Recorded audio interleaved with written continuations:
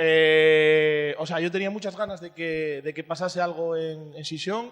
Yo creo que la ciudad estaba, yo creo, desde hace tiempo sumida en una cierta sensación. Yo creo que sobre todo la gente más sensible del mundo de la cultura, yo creo que Sisión estaba en un cierto estado de pesimismo, de resignación. Teníais mucha envidia de lo que estaba pasando en Oviedo, cosa que significa que estabais muy mal para que empezaseis a idealizar de la forma que idealizabais Oviedo, ¿no? O sea que yo creo que era la prueba de que desde el punto de vista cultural la ciudad había tocado fondo y que estaba en una crisis de identidad muy, muy fuerte, que os comieseis el orgullo gijonés de esa forma. Entonces yo desde hacía tiempo estaba esperando que pasase algo en Sisión. Creo que claramente lo que tenía que pasar es con este edificio, que es una maravilla, y yo la verdad que estoy, bueno, encantado de que haya nacido este movimiento popular, y yo creo que se empieza por la autogestión de la tabacalera. Yo creo que la tabacalera es lo que ha cohesionado a un grupo de gente, pero yo creo que y viendo el ambiente que hay hoy en las jornadas y la cantidad de gente que hay y tal, yo creo que seguramente de esto van a surgir otras muchas cosas interesantes en la ciudad. Yo creo que en Asturias veníamos de un déficit muy fuerte con la cuestión de la autogestión. O sea, no me acuerdo qué año fue, en 2008, 2009, cuando presentamos, habíamos creado la edición asturiana del periódico Diagonal, y nos encontramos con que prácticamente no teníamos dónde presentarlo, fuera de Oviedo y de Gijón. O sea, es que aparte no conocíamos casi gente fuera de otros lugares. Yo creo que eso, afortunadamente, cambió muchísimo. Hay una red de espacios autogestionados en Asturias que va desde sitios más grandes a incluso lugares donde antes del 15M era impensable que hubiese espacios autogestionados, pues de la potencia que puede tener Mataderu en Pola Siero. Y yo creo que aunque tarde nos estamos incorporando a las experiencias autogestionadas, y creo que es muy importante también que Gijón, que era hasta cierto punto una zona blanca en el mapa, pues que puedan hacer una experiencia, pues yo creo que de la potencia que puede tener la tabacalera. A mí siempre me parece que Gijón es una tierra mucho más fértil que Oviedo, donde yo creo que, está ahí José, que es conoce bien de lo que habla. Yo creo que es una tierra mucho más fértil que Oviedo, pero yo creo que faltaba un poquitín de organización y de gente que echase para adelante con ello. Pero yo creo que aquí pueden pasar cosas muy, muy interesantes. Un poco estoy invitado por Oviedo es Escultura, y mira, quería poner otro vídeo, pero me encontré que lo voy a poner un poco mientras hablo. Nosotros nacemos un poco antes del 15M, nacemos en enero de 2011.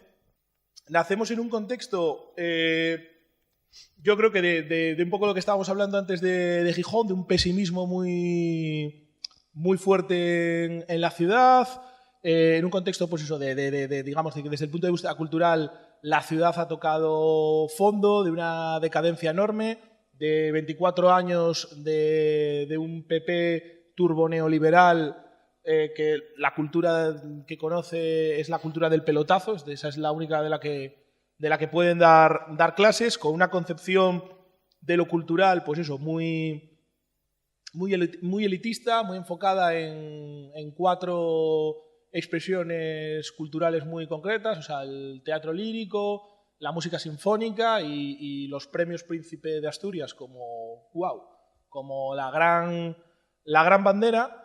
Y en ese contexto, pues se nos ocurre una cosa para la que no teníamos referentes que existiese en otras partes de España. De hecho, estuvimos mirando bastante por internet, pero no conocíamos nada, porque nosotros queríamos organizar un movimiento vecinal, pero un movimiento vecinal que reivindicase la cultura. O sea, estábamos acostumbrados siempre a plataformas vecinales que o reclaman pues un nuevo instituto, o que reclaman una zona verde, o que reclaman que que arregles un puente, pero no conocíamos ninguna experiencia de un movimiento vecinal para reclamar otra política cultural, o sea, con lo cual nos tuvimos que inventar todo. De hecho, convocamos esta concentración para reclamar otra política cultural que nos parecía como una cosa muy, muy friki, no sabíamos qué tal iba a salir, y sin embargo sí, salió bien, empezamos también un proceso de asambleas, mucha presencia en medios de comunicación, y nos dimos cuenta de eso, de que habíamos tocado una tecla en la ciudad, ¿no? O sea, que había un malestar por ahí que no estaba organizado, y yo creo que en buena medida logramos organizarlo o expresarlo. Entre medias nos pasó una cosa maravillosa, que es que el movimiento nace en enero de 2011 y pues unos pocos meses después sucedía el 15M, ¿no? Y entonces, claro, eso lo cambia todo porque se produce esa hibridación fantástica con el 15M y pasamos de ser un movimiento vecinal, sobre todo, más que en el sentido de que reivindicaba a la administración otras políticas públicas. La palabra autogestión se cuela totalmente en nuestro vocabulario, nos empapamos totalmente del 15M y bueno, pues muchos de nosotros y de nosotras pues participamos luego en otras experiencias que surgen a partir del 15M en Oviedo, como es el local creativo Paraíso, y también, claro, está el centro social autogestionado La Madreña. Lo interesante que se produce es cuando ese movimiento se entremezcla con todo lo que viene con el 15M y sobre todo lo que es todavía más interesante, que es el post-15M, ¿no? Todo lo que sucede ahí. De La Madreña, pues eso, que no es de lo que venía a hablar, pero bueno, yo creo que puede ser interesante contar algo porque es una experiencia que surge un poco en paralelo y que yo creo que puede ser interesante, pues a mí me parece que, bueno, para mí ha sido la experiencia política y cultural más enriquecedora de la que he estado y vamos, yo creo que de toda la gente que pasamos por allí nos marcó, y la prueba que nos marcó es que el grupo de WhatsApp de La Madreña sigue vivo, aunque el edificio desgraciadamente haya sido derribado.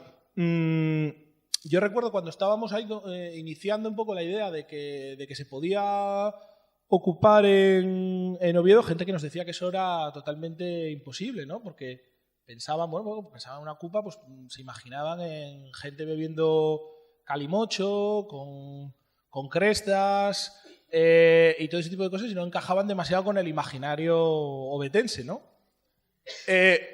Yo creo que había alguna gente un poco que dentro de alguna gente que pasaba por La Madreña, que yo creo que incluso le frustraba lo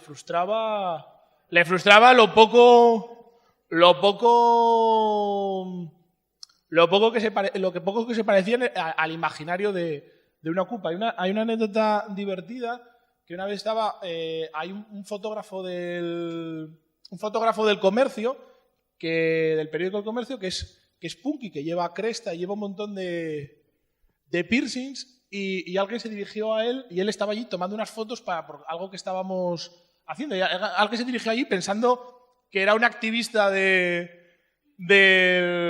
movimiento, porque encajaba más con el aspecto el prototipo de Ocupa. Entonces yo creo que una enseñanza para mí de eso es que el tema de que tienes que trabajar siempre con la realidad. O sea, tienes que tener tus proyectos, tus sueños, un poco tu idea de por dónde tiene que ir el tiro, pero evidentemente tienes que ser permeable a la realidad, ¿no? Y como no me acuerdo cómo se llama el director Marrecha, recuerdo una vez que en una charla Marrecha decía que su método rodando cine y tal, decía que era que si en el rodaje se produce algo inesperado y tal, pues tienes que aprovecharlo. Él decía, la frase era, si el azar pica a tu puerta, invítale a pasar y a tomar un café, ¿no? Y yo creo que cuando uno echa en marcha un proceso cultural, autogestionado, ¿no? Como el que yo creo que tenéis entre manos, yo creo que esa máxima tiene que tenerla presente, ¿no? O sea, que yo creo que no se trata de... O sea, yo creo que tanto el patio como la tabacalera, como la casa invisible, para mí por lo menos en la experiencia madreñera, fueron referentes ineludibles, pero yo creo que, o sea, que habríamos sido unos tontos si únicamente, bueno, pues quisiésemos ser la casa invisible o si quisiese ser la casa de la montaña de Barcelona, ¿no? Y que tienes que trabajar con tu medio. De todo eso que estamos hablando de la relación con las instituciones, yo creo que lo interesante siempre es trabajar en una cierta incomodidad. Y cuando digo incomodidad no me refiero a mal rollo ni que la gente sea infeliz en las asambleas, que suele ser bastante infeliz en las asambleas, por lo menos es mi caso, no soy nada feliz en las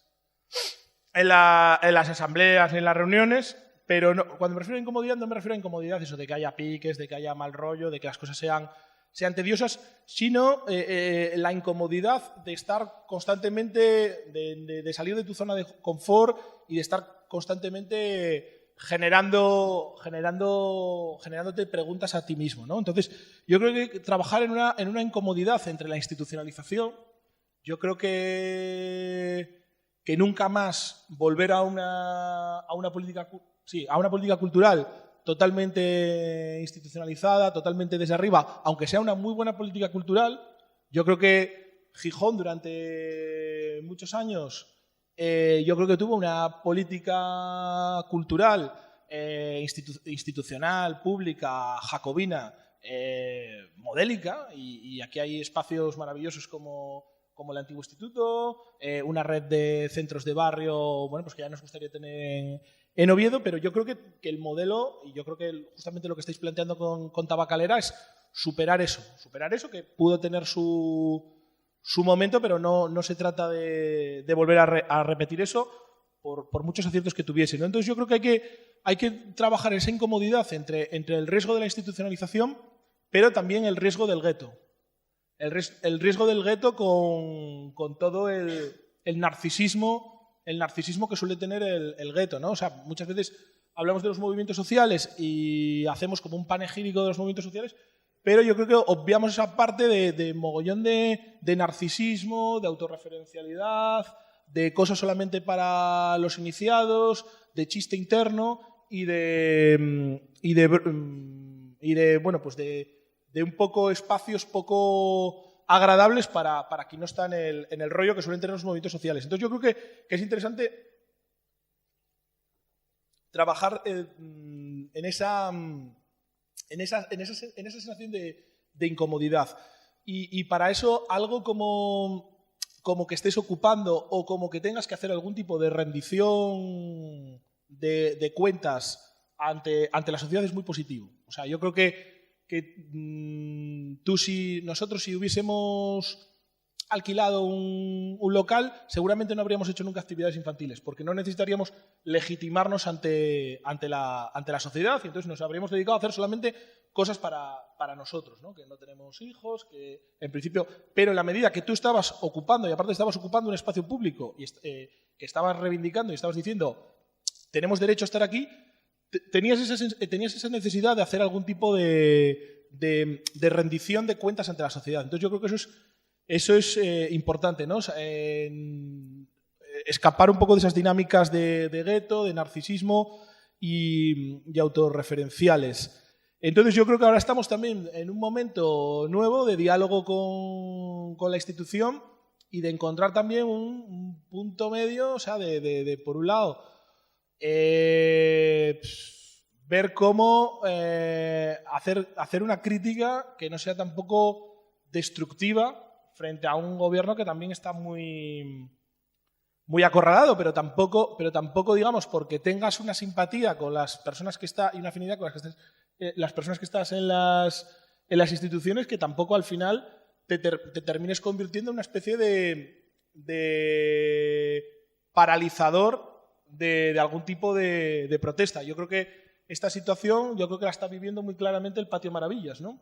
¿Cómo relacionarnos con una institución que ya no es esa institución con la que teníamos todas las puertas cerradas del Partido Popular y al que era muy fácil hacer la crítica, sino con una institución con la que compartes ciertas cosas, pero al mismo tiempo también le quieres plantear ciertas críticas porque no está haciendo una ruptura fuerte con lo que fueron las políticas culturales del gabinismo, y ahí siguen intactas las subvenciones a cosas como los premios Príncipe de Asturias, a los premios líricos y un montón de cosas que, si no te liberas de esas hipotecas, no puedes hacer políticas culturales alternativas. Entonces creo que esa incomodidad es, yo creo, en lo que tenemos que trabajar siempre.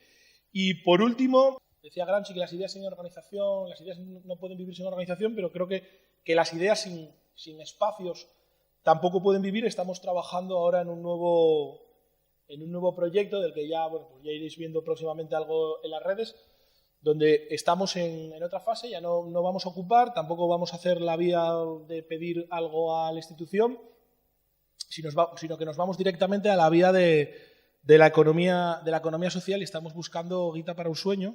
Estamos buscando 45.000 euros. llevamos 15.000 convencidos de que la fórmula secreta de la Coca-Cola, la chispa de la vida, es política, cultura y folisia. Y estamos en ello, y esperamos, pues eso, para finales del año que viene, abrir un nuevo espacio en Oviedo que tenga otro hermanito aquí encima de Villa.